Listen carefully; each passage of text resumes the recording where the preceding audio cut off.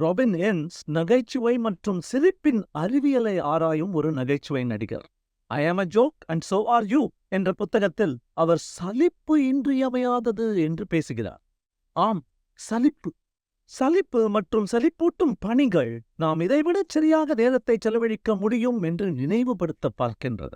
இன்னும் பல கற்பனை திறன் மிகுந்த வழிகளில் இதை உபயோகிக்கலாம் என்று சுட்டிக்காட்டுகின்றன. சலிப்பு பகல் கனவுகளுக்கும் பகல் கனவுகள் படைப்பாற்றலுக்கும் வழிவகுக்கின்றன. எனவே உங்கள் திறன்பேசியை தூக்கி எறிந்துவிட்டு அதற்கு பதிலாக தொலைபேசி புத்தகத்தை படியுங்கள். மற்றொரு அறிவியல் ஆய்வில் மக்கள் இரு குழுக்களாக பிரிக்கப்பட்டனர். ஒரு குழுவினருக்கு ஒரு கிண்ணம் நிறைய விதை அவரை வண்ணத்தால் பிரிக்க வேண்டியிருந்தது. மற்றொரு குழுவினருக்கு கைவினைப் பொருட்கள் செய்ய வேண்டியிருந்தது.